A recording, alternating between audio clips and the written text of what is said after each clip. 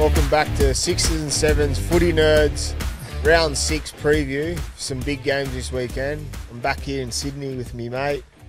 I'm like a little kid, first day of school when I'm waiting for you to be picked up at the airport, waiting in my little section. It's always good knowing that I'm coming here to knock some shit over, but also just spend some time with my great mate and talk shit. It was a bit late too today. I apologise about that. You were. Got caught in a bit of traffic. Had a little training session this morning, swim, coffee, and then got caught in some traffic, so I apologise for that. I know you were... I appreciate your apology. It just means that I'm the boss. I'll leave it there longer next time. Those taxis smell, man. I'm telling you. Your car's dirty as, but... It needs a good you want clean. to tell the story about... Remember that time when Smithy called us into the office and he got into me about the way I was living away from footy and then got into you and he made you clean your ute out. How much did we find? It was like $1,300 or something in the back tray of your ute, eh? There's a bit in there, and you don't want to go too underground, X-rated, but there was a little package in there. And I asked Mum to clean the back of my car up, and she said, "What is this I found?" I can't confirm what it is, but there was an X-rated package in there. Could have been anything. I just said, put it in the bin, get rid of it. Yeah, for our listeners, next week for our questions, if you can answer what it is or you can guess what it is, once we get our merch, we'll send you a hat. This will be good. This will be good. And come up with anything. We're talking about Pearcey's boot in his prime. Post-Mad Monday. Post-Mad Christ. No one's. I said X-rated. There's no. No, I'm not going down that path. Sweet. You're the ones. You're the keen ones to see the responses. Yeah, I can't wait. But it's good. That car copped the hiding.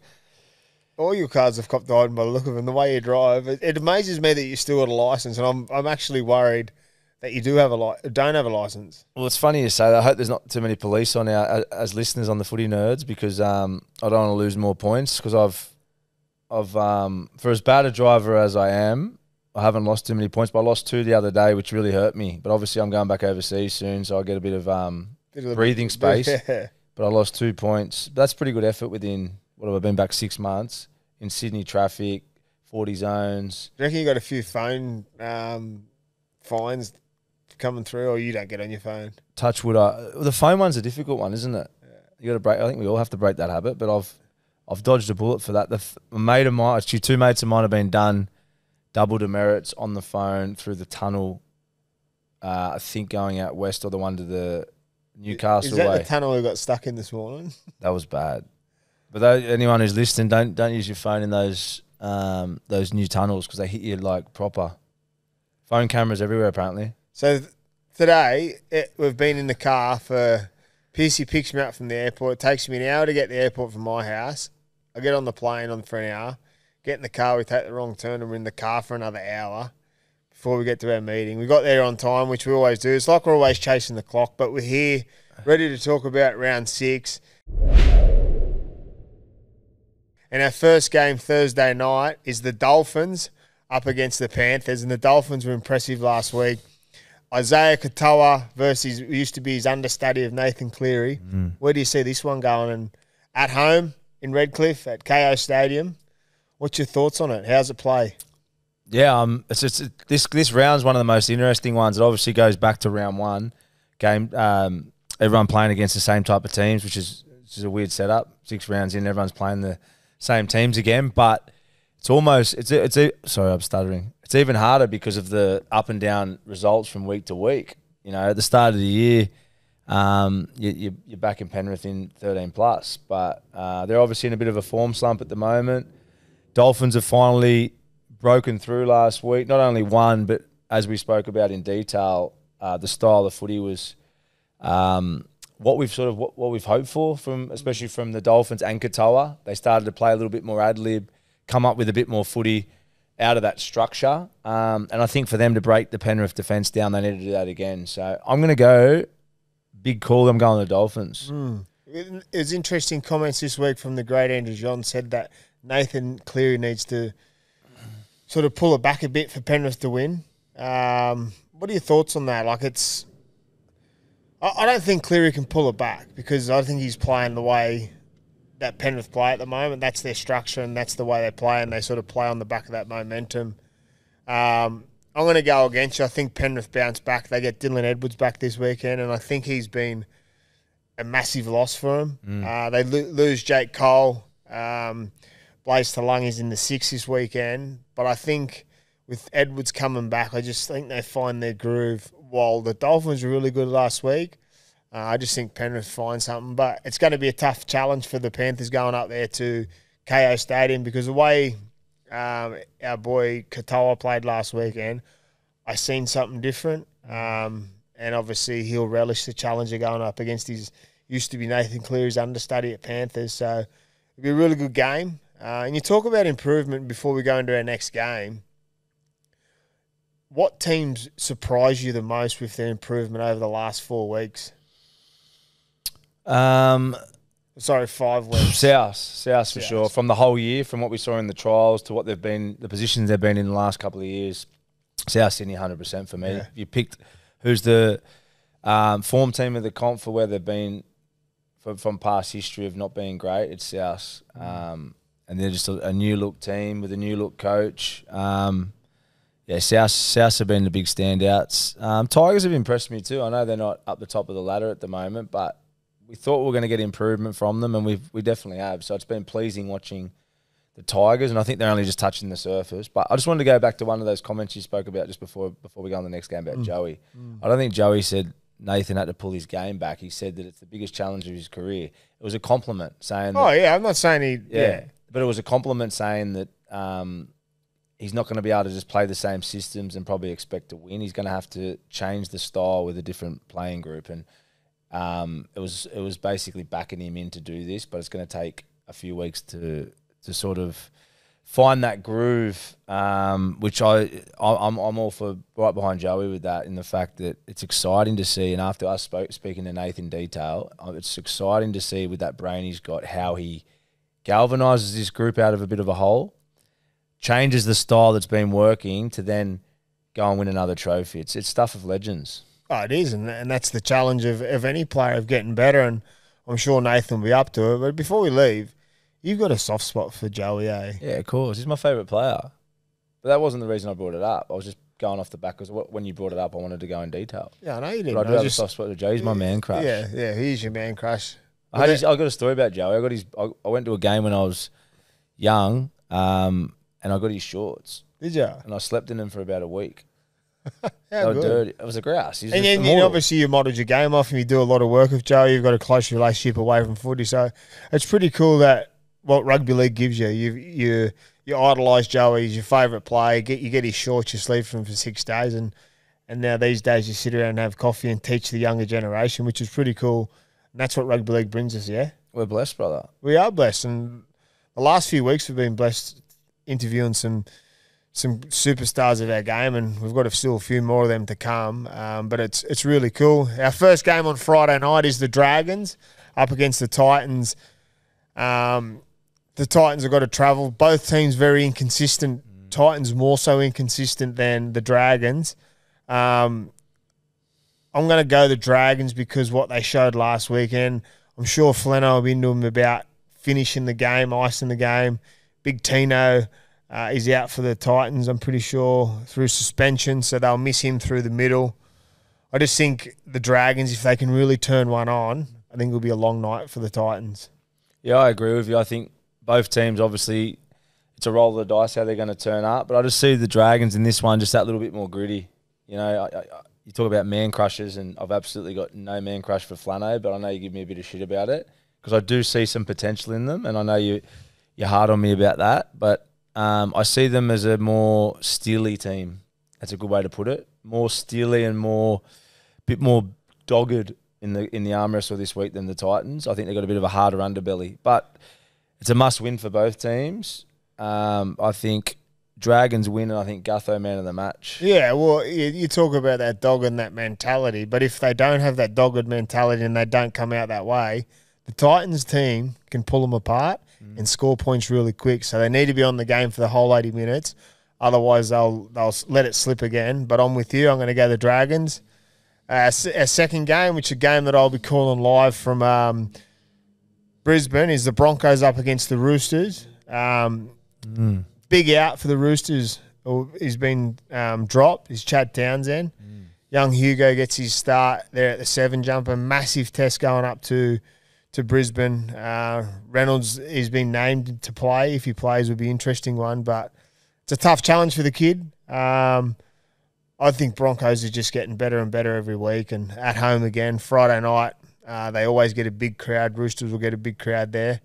How do you see this one playing out? I'm backing Broncos here just because I feel like the Roosters are in a little bit of a hole at the moment. Huge news dropping Chad Townsend. He's obviously hasn't been in the best of form, but he's a part of a team that hasn't been on his own.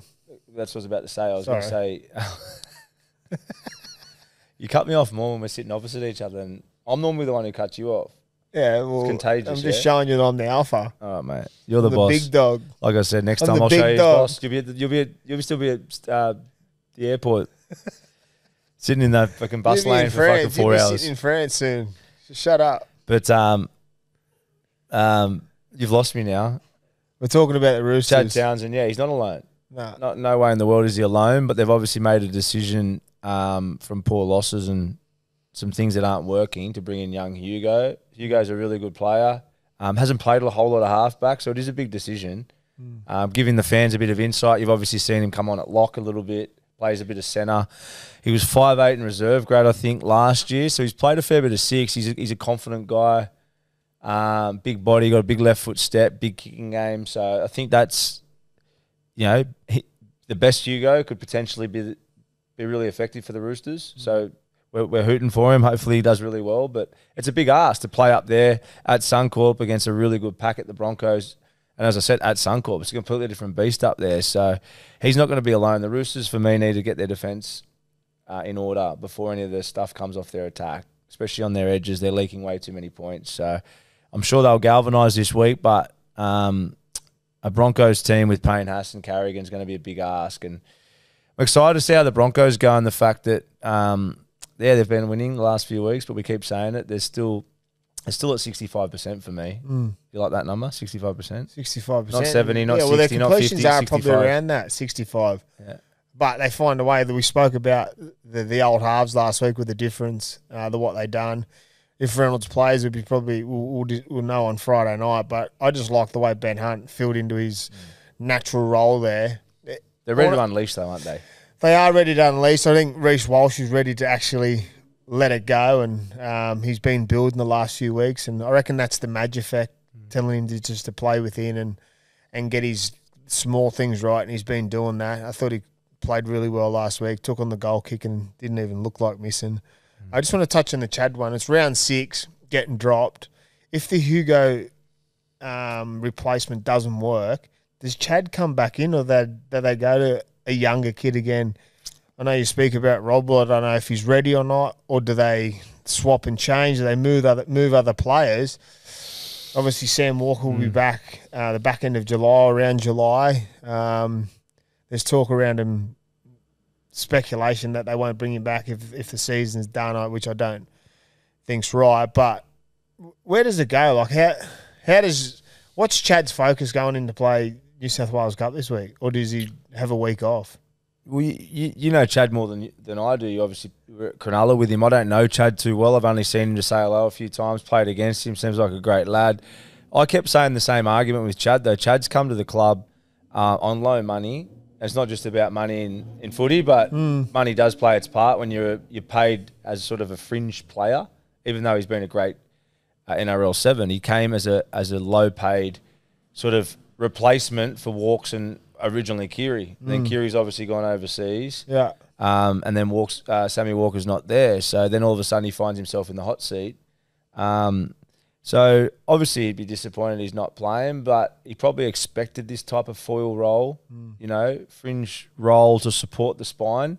And he finds himself back there. I'm sure he'll be positive around the group. Oh, yeah, Chad will be positive. He'll go away and work on what Robbo wants him to work on, and he'll still be helping and galvanising the group. The young kids, I'm sure he had a role there when he first went about helping these younger kids come through. So Chad's been around the game long enough to know that where he stands and what position he's in at the moment. And he'll relish that. He's had it happen at the Cowboys too, so and then come back and played really good football. So hopefully Vichetti gets back in there, and if it's not back in, it means the Roosters are winning games, which we all like to see. But yeah, we're both with the Broncos there, yeah? I'm going for Broncos, but I think the Roosters are going to be going after this like it's do or die, and I think that's going to make for a great game. Yeah, well, last time they did have that mentality, they rolled the Panthers, so it'll be a good game for our last game Friday night. Now, first game off the rank on Saturday, our Super Saturday, is the Sharks up against the Eagles. There's been question marks on both teams. I think the Eagles last weekend got lapped by a way better team, but I thought they waved the flag early. Obviously, the Sharks, we've had our question marks on them. This isn't at Shark Park, sorry. It's in Perth. So it'll be interesting to see how both teams travel. But I'm going to go Sharks for me. I'm going Sharks with you. I hate agreeing with you, but I'm going to go Sharks. Jeez, I wish I left you at the bus stop. You're annoying the fuck out of me. You and the bus stop. Yeah, I'm going to go Sharks. I think they've been down last couple of weeks.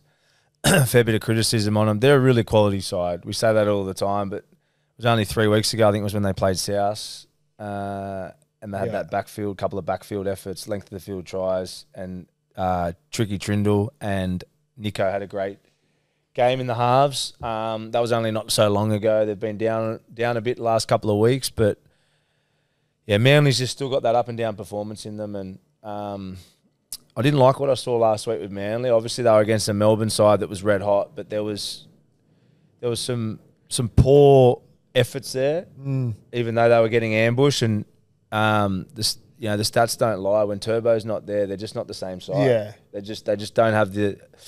They're just not in the fight, and it's been time and time again. And they squeezed the win without him a couple of weeks ago, but they were a shelter of the team on the weekend without him. Yeah, I think Fitzy's a good coach too. He'll take lots of parts of that Melbourne performance and put that into the Sharks team, and I reckon they'll exploit the Eagles like Melbourne did. How's that? What they rolled through the middle. They got momentum, and then Munster and Hughes played on the back of that. And if you look at that, Sharks forward pack, they're probably one of the better packs. Bigger Adam Fanua-Blake rolling forward, Brayley getting out, Nico and Trindle jumping on the back of that with their outside backs rolling back through the middle in Iro and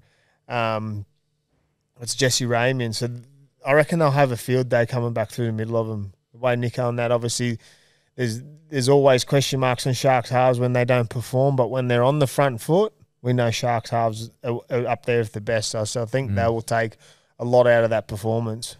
How do you reckon Nico's going with all the criticism? He sort of he does cop it, doesn't he? He does. He doesn't say much, and I like that Nico doesn't say much because at the end of the day, Sharks will be there at the back end of the year, and he'll be a big part of that.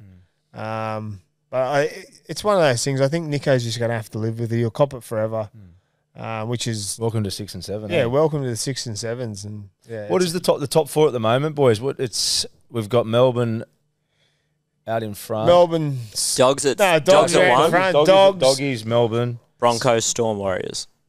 Yep. Yeah. Warriors, undercover.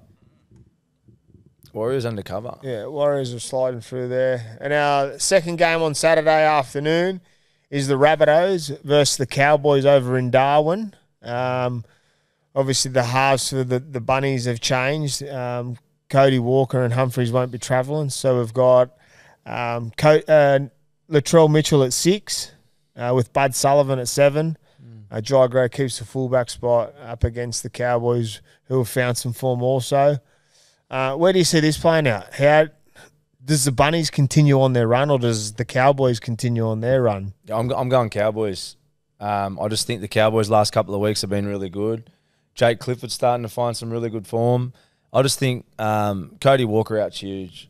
You know, he's their team. He's their conductor. As good as Latrell is at fullback and centre, he's going to do an okay job at 5'8", or maybe a very good job, but I still don't think he's an out-and-out 6. And I think it really restricts their side not having Humphreys and Cody there. And I think even with them, their Cowboys are still a good chance. I just think that their defence has started to tidy up a little bit. I watched Drinkwater on Fox last week on the Matty Johns show and him and Robson were on the show, and they spoke really calm about the situation they've been in. And you know, when a team's been losing, you can still tell that the group's galvanised, that they're going to get out of it. Like they were talking about how the coach has been great. It wasn't bullshit either. You can read bullshit when you've been around for a long time. They spoke about why they were losing games and why they've got back on track. A lot of that was around their defence. Drinky spoke a fair bit about his belief in Cliffo and these type of guys. So I see some momentum coming for the Cowboys. Well, after the Cowboys, all of a sudden they're not the teams at the bottom. They've had their 2 wins, so they're on 4 points, and there's some teams well below them. So I think that's gone for the Cowboys. I'm going to go with the Rabbits just to go against you. I think LATRELL has a big game again. He showed enough the other night that he'll handle the 6th position. You like just being a prick or what? Pretty much, because that's what it's about. 6 and 7's button heads. We're talking about having a fight with each other, so we might as well start now before you get on the plane and run off to France and do your training camp. Training. There's some gloves around here somewhere I've seen. No limits. No, I honestly think the Bunnies will win. I think they're playing good enough football, but the little Pommy's back too. Dodd. No, he's not. They're not playing him. No, I thought they got him in the squad. No, he's not even on the bench. I think he's injured. I swear I heard earlier in the week. I think there was chat about him coming back in, but it's Bud itself. Yeah, I knew that Sullivan was playing halves, but I thought there was talk that. No, he's not on the bench. He hasn't been named in the squad, so he might be injured. He must be injured, because you'd think he would have got his opportunity with the other boys out. Our next game over there is the Parramatta Eels up against the Canberra Raiders. Eels found their win last week, but that guy that sealed the victory for them, Zac Lomax, is looking at 8 weeks on the sideline with a foot injury from training, which is a massive loss. It's nearly a bigger loss than where Mitchell Moses has been because of the way he's been playing. I looked at his stats the other day from the games this year. He's ran over 1,000 metres. A ridiculous amount of hit-ups over those 1,000 metres. His average is over 200 in all games, so he's going to be a big loss for them. I think the Raiders have a field day. Yeah, I'm backing the Raiders. I know you like that one. I can see your eyes. You're such a Canberra man, aren't you? Yeah. I like it. Loyal to where you come from, Toddy? Yeah. Well. But no, honestly, I'm backing Canberra. You got to feel for Rylesy, eh? Like, to not only have Mitch Moses out, he finally gets a bit of shining light with Lomax, and then now he loses his, I'm going to say second best player. Mitch Moses is their best player. And then, I just think Canberra, I'm loving Canberra. We speak about him in glowing lights every week. They had a couple of down weeks, but Nicholson, Young, their outside backs, Tomoko, Savage, all these guys. Fogarty every week plays well. They've got a really good balanced squad, and I just think the way the Eels defend, I can see those back rows having a field day this weekend. Yeah, they did have a couple of down weeks, and all teams have that. But they found something for me last week. That last-ditch effort to score the try against the Sharks is a massive win for them. Coming up against a team that had obviously a lot of excitement from their win, their first win of the season. I think they'll ride that through the week. They'll lose. I reckon they'll drop the heads a fair bit with the Lomax news. He's a big loss for him. They got who'd they name for Lomax? I don't know. It hasn't been updated yet because Lomax was named. Yeah, Zay Yongi. I thought Dylan Brown was really good last week. Yongi was really good. But I just think the Raiders, they're more complete package over the park, and I think they'll get the job done. Our first game on Sunday afternoon is the Storm up against the Warriors, which is they're both at the top, up near the top. I think the Storm, the way they played last week, will get a good test to see where the Warriors are at. The Warriors have been really good. We've spoken about their north-south footy, blokes rolling up the middle, playing a lot of footy off Egan. I think with the way they'll go, will be tied early, but I think the Storm just seem to pull layers off teams. It's like they're playing against 10 defenders sometimes, and they've just got that spark at the moment. The way Munster and that were glittering in the eyes, and Jerome Hughes last weekend, and Pappenhausen. The list goes on for the Storm. You like this one? The Storm are like the wind. They can play north, south, east, and west. That's how Is that your motto of the week? I just made North, that up. south, east, No, but it's west. true. You talk about north-south footy, Warriors up the field. Yeah. Melbourne do that better than anyone, and they're hitting east and south as good as they are playing upstream. They can hit you from anywhere. You see last week from sideline shifts, scrum line shifts, middle of the field shifts, Munster, Pappenhausen and Jerome Hughes. They have all the tricks, and they've got the ability to run themselves. We keep talking about their ability to play over the advantage line, and they do it better than anyone. So it's so good to watch. I think they'll be way too good for the Warriors this week. Yeah. I'm going to say way too good because I think they can really. I think it might be tied early, but I think they're going to have a field day. I think Warriors have been good. 13 plus. I'm going 13 plus. 13 plus. Have you ever had the chance, or did you ever have a chance along your way to go to Melbourne playing with Craig? I don't know. Yeah, so when I left the Roosters, Cam Smith called me. I've told this story, and I love just saying it because Cam Smith called me. I'll just keep name dropping. But I got a call from Cam Smith just after Cooper had signed, and I had a message saying that Smithy give me a ring. So it felt pretty good. I was a good chance. They were trying to shuffle a few things around, so it was a legit opportunity. And I'd spoke to Munster, and obviously having a bit of a setback leaving the Roosters, or I hadn't left then, but there was opportunities to leave, and then a few clubs had come out. But I would have gone for less money, but they had a heap of players there, and it was really hard to shuffle it. So, but yeah, I really appreciated that from Smithy, and we chatted for a good hour and spoke in detail, and they were really keen, him and Munster, to get me there. That must have been hard knocking back Smithy. Well, and I think Craig now it would have Bellamy. been the grouse. You would have went and won the comp. So, Oh, well, great kick I in know, the guts. He just wait, I'll tune this foot and kick it in your guts. Nah. I ran into him ever since then. I had a chat with him and Munster since any time I've seen him, and they have a giggle about it sometimes. But man, yeah, the path would have changed. But here I am having a little baby and going back to south of France. Life's good, bro. That's right, mate. Everything happens for a reason. It's all the script's written. And the final game of the script for this weekend is the Knights up against the Tigers, which is a same clash from round one. And it'll be good to see the improvement from both teams. I think the Tigers' improvement is way better than the Knights' improvement. I think Tigers get the win here. Jerome Luai back. Knights forward pack depleted. I just think the Tigers will be too good. Yeah, I'm backing the Tigers. The Knights last week were really disappointing, and this is a sort of common theme. Without being too hard on the Knights, it's hard not to just state the facts. Yeah. You know, away games, they struggle. Home games, they're a completely different team. And the really structured footy against good defence is a real issue for the Knights. And then we just see no breathing space for Kalen Ponga. And we've seen this for a long time. It was even an issue when I was there, so I'm jumping in. I'm on the boat too. But it's been an issue there for a long time at the club. Away games, they've struggled. Home games, they play well. And to have that pattern is a difficult way to get consistency, obviously. So, I just thought against Good D last week, they struggled. Tigers, I wouldn't say they're the best defensive team, but they're risk takers. They've got the ability to pile on points in a short period of time. And with the Knights a bit shaky, I reckon it's time to pounce for the Tiger. Yeah, well, the Knights are a bit shaky in the pack, and the message we've always been talking about at the moment is the way the Tigers pack's playing. In Vanilla Bolle and Terrell May, they'll just continue to get better. Their work rate is unbelievable. Appy out of 9. Felix Crosden will be in the 7 jumper.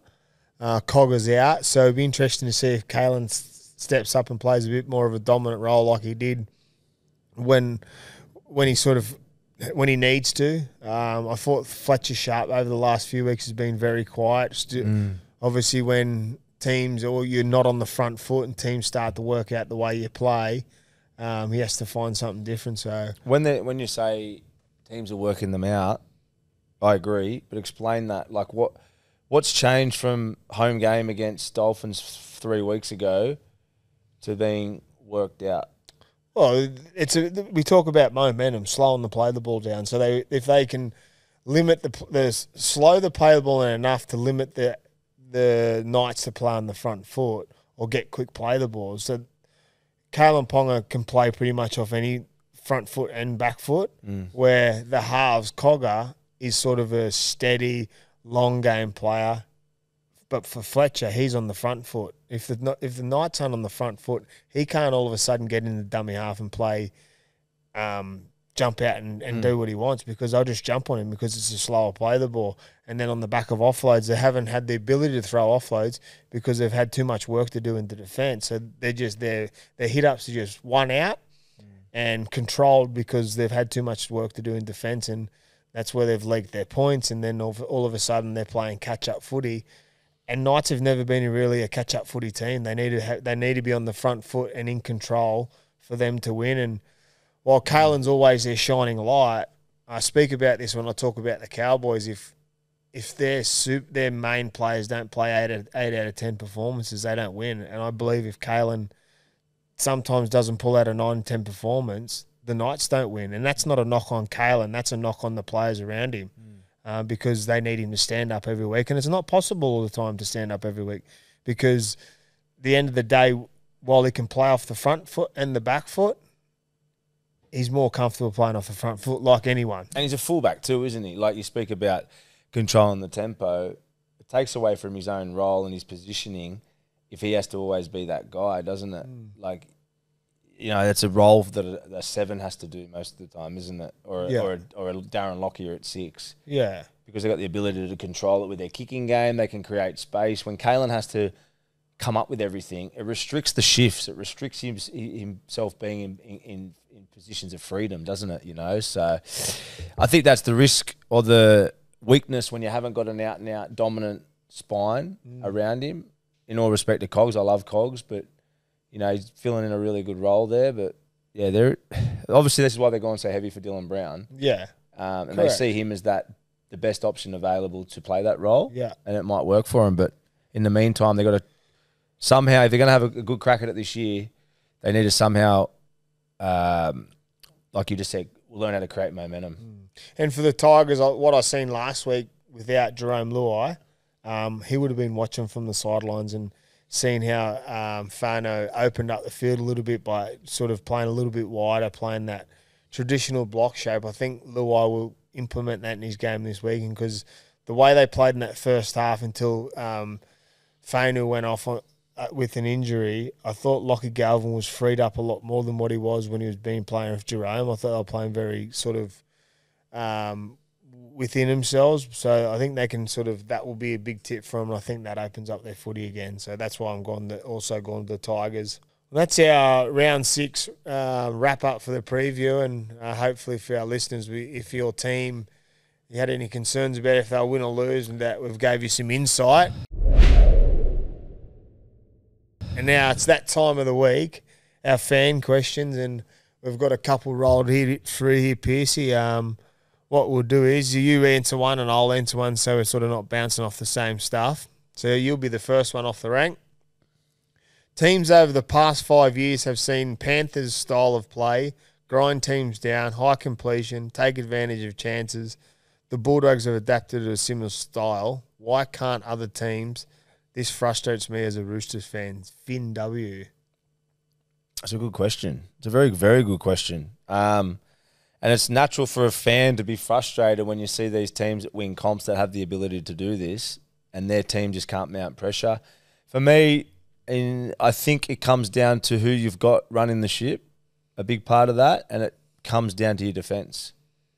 The 2 best defensive teams, so Penrith over the last 4 years, they've slipped a little bit this year, but they'll get back there. But the best defensive teams has been Penrith. They've won comps.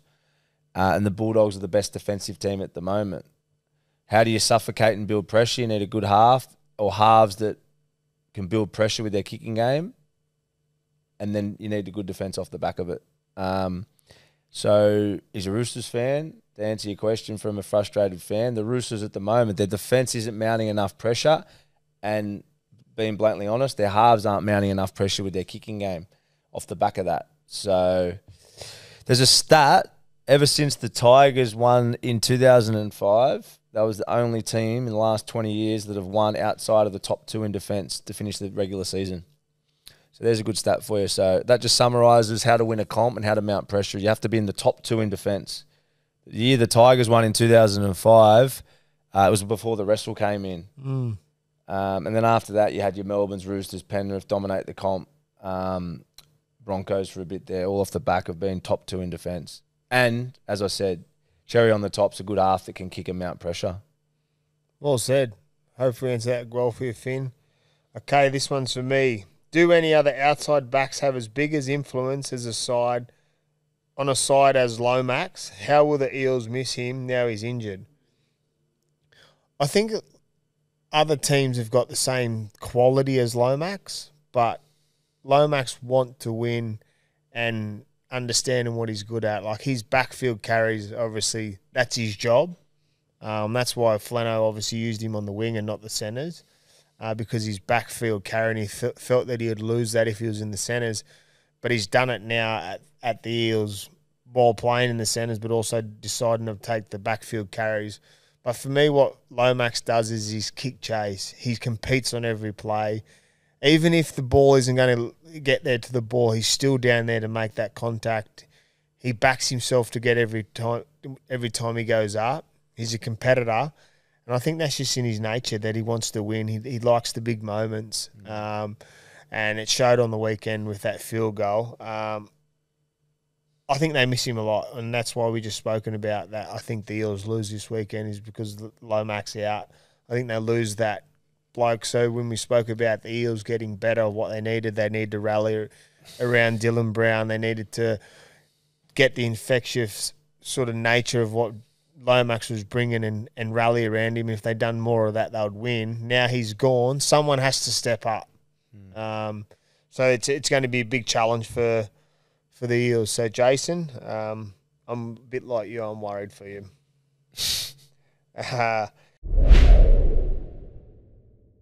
Our third question is from Xander. Will we see Souths adapt a different play style with the new halves combo of Bud and Trell? It's a great question. Yeah, I think you're gonna see a little bit different.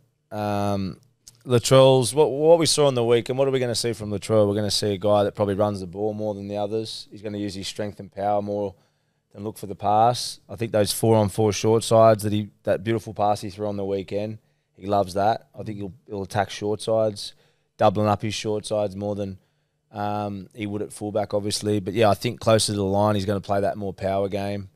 I reckon they need Sullivan to play a bit more of an organiser, and he's going to have to control the kicking. I don't know if he's as natural as the others at that. But he played really well in the trial game that he played, second half when he came on a couple of months back. So they're going to hurt. I think they're going to miss their natural halves for sure. But the thing with LATRELL is he's one of those guys that, and everyone said it last week when you got him on the field, he just makes the game a better place.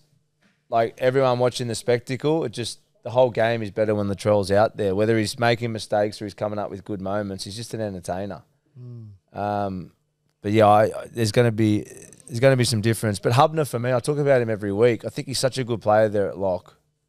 Next question is for me. It's from Callum. For the Sharks to be a genuine threat, Trindle needs to be at the helm at 7.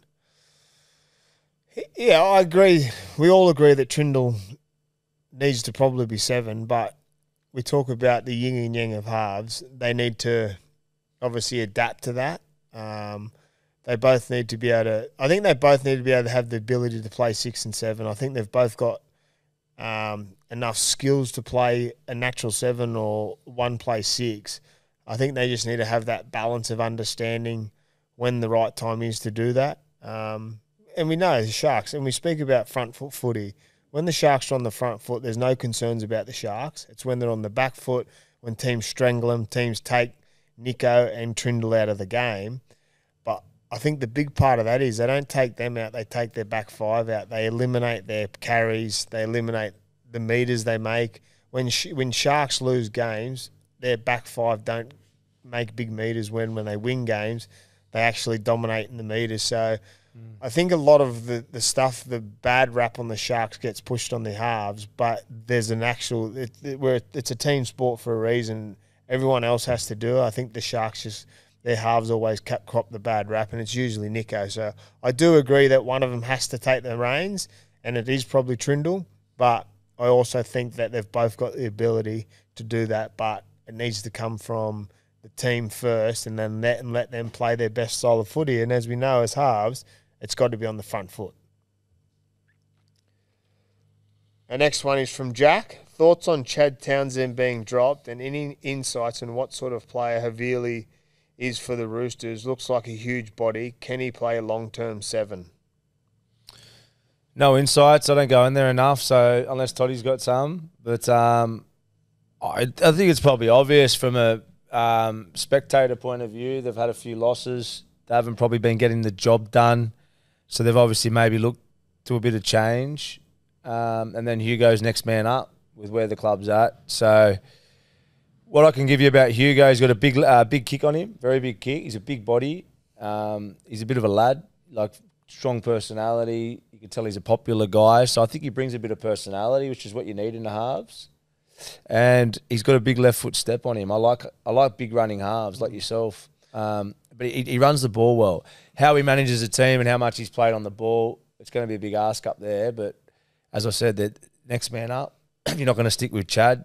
Hugo's your best option, and he's a good footballer. So hopefully the boys can get around him, and as I said, aim up in D a bit more. And it's hard for anyone if your defence isn't solid. That's one thing when you're in that group and you speak about that he's a likeable lad and he's a local boy. They'll want to get around him and get the group ready to play behind him. So hopefully that confidence that they get around him can make him play his best football. But as you said, it's going to be a tough ask. How much difference will Dylan Edwards make returning to the Panthers this week? Is there a difference? Is the difference the turnaround in them? From Tim. Well, Tim, I've picked the Panthers just because Dylan Edwards returned. I think he's a big part of it. I think it's when you talk about fullbacks, it's not just catching the ball and returning. So the way the Panthers play, or the way I presume they play, is where they start their sets is where Dylan Edwards gets to. You watch Dylan Edwards when he catches the ball and gets it clean.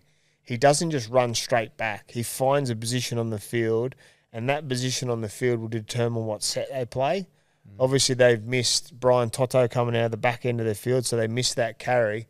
But what it does is he's been there. He's been through all the grand finals. He's experienced. He understands where he needs to get to from his kick returns. But the massive one is how much a fullback works in the defensive line. The talk, the direction of where he sends blokes, how he sets his numbers up. And that's a massive thing that people don't see, that how important a fullback's talk is in the defensive line. And it can be the difference sometimes, because if they get their numbers wrong, a smart half on the other side will execute down that side where they've put the wrong numbers. So I think Dylan Edwards will be a massive return this week, and that's why I've picked them for the win. Who else they got coming back, Penrith? Just talking about the changes. They've obviously lost players, but they got Dylan Edwards coming back.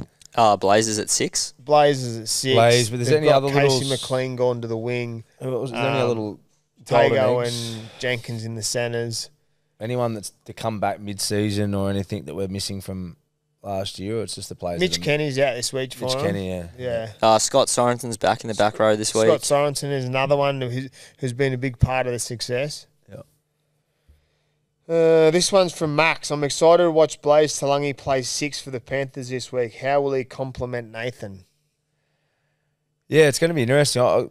We've got a big rap on Cole. He played really well, obviously, against Melbourne, and I think him and Nathan, once they get their groove that we keep talking about, and find that new flow, I liked Cole there. But yeah, look, I think what we're going to see from Blaze is more of a running type role.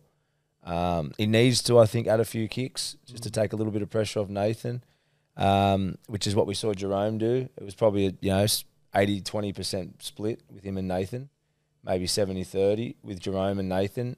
I'd like to see a few more kicks from Blaze. It just breaks it up a little bit, takes the pressure off the big dog. But I think we're going to see a running game. Hopefully some short sides. But good defence. I think he just needs to aim up in D more than anything. It's not only his own tackles, it's his creating his little gang over there on the left side of the field, because we talk about pressuring teams. A halves job, as we know, is not only the tackle physically yourself, it's getting everyone else around you. You're talking and driving your back rolls, which creates that momentum. So he's got a big job on his hands. But yeah, I'm excited to see how he goes with some consistent footy with Nathan. There you go, Maxi. All right, this one from Nathan. Who's your pick to replace Lomax in the New South Wales team? Well, because it's only fresh, the injury, and I'm not sure. Quick response. It's quick response and great question.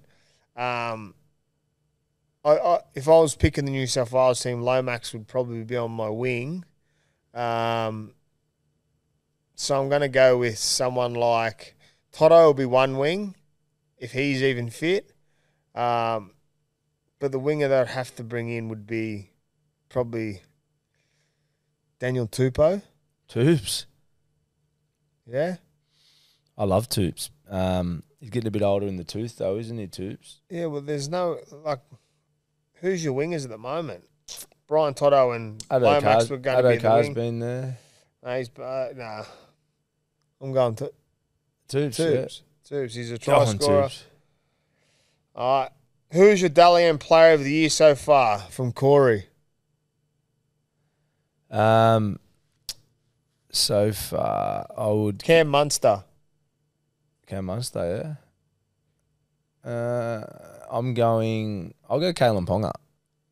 Just because he racks up a lot of points and he's been very impressive in their wins and some losses. A little bit in that. What's in it? I don't know. Another fan crush? I don't know. It's just... You asked me who They're on the bottom of the ladder. Okay. No, you stick with Kalen. I'm not... He's been a standout. Okay, well, thank you. Kalen Well Ponga. done, Corey. Thanks for the question. And Kalen, bro, you want to come on the show or what? Could the Storm's current Big Four be better than the original four with GI by the end of their careers? You speak well on this one. I think I'll let you answer it. Say it again. I wasn't listening to you. Could the Storm current Big Four be better than the original Big Four? Add GI to the Big Three. The GI's with the new generation? Nah, Big Three? the old generation. Big call, eh? Oh, man. This is the thing. The best answer for me to that is, like, you got to win trophies. You got to win. The thing with the other crew there, they won trophies. They're all immortals, so it's just all they did everything. But they won the trophies, but then also the Queensland combination just added to all the hype and, well, it was genuine. They did it, but it was all, they had all that package too, didn't they? So they got all the Queensland victories, they got all the Australian victories. Man, to be honest, those other boys are pretty good. Well, the other boys are the best, and it's hard to judge until you can't really answer this question until their careers are done. Well, 100%. But we'll go back to the trajectory of being. Yeah, they got to win trophies. They got to win trophies. If we judge it on winning trophies at the moment, the Big Three are better than the Big Four. Yes. But who knows what's going to happen in 5 years' time or 6 years' time when these blokes are ready to hang their boots up. But at the moment, if you're looking at it now, they're doing things better than what the Big Three done, and the Big Three done better things than what they done. So it's a really good question, but it's too hard to judge at the moment. Well, Munster's almost a part of that Big Five, if you want to put it that way, isn't he? Some of them. He played there. He played his part with the Big Three plus GI plus 4. That's 5. Yeah. He was a part of it. Our last question to wrap it off is from Tony. And it was, who was the MVP on a night out after a game that you played with? Fuck, we played for 18 years. I've got a few MVPs, and I'm just not going to answer him because I'll get him in trouble. I'm just going to say I was the MVP. I was the always one carrying on. I was the life of the party. I was the dickhead of the party, and that's why I've rebooted. Where was your best MVP? Fuck, I've had too many, bro. I've had way too many. I've carried on like a 2-bob Blair all the time. Yeah. Yeah. Mate, I remember you talk about the Cowboys one, but I remember I was absolute imbecile up there. I don't know how I didn't get sacked after played up there. What about the CEO's out reporting my bad behaviour and everything from other clubs? Yeah, like even I was a disgrace. After a grand final loss, obviously it's Mad Monday, and I hadn't had a drink for that whole year, and we gave it a fair tilted. We had some good times, and it's good to sit back and actually laugh about the good times. So it's a really good question, Tony. But if you announce a MVP, it's hard because then it sort of releases a scallywag that you might not think is a scallywag. You can't give anyone up. Yeah, you don't give anyone up. Yeah. That's what we know along there. There's a code in rugby league: don't give up your old soldiers. You can give yourself up, but you just give me up. You're not giving yourself up. You're not giving everything up. You're giving up what people know. Mine's been published on the back page of everything I've done anyway, so what's the difference? Everything? Not everything. Well, that's a wrap for our fan questions for the round 6.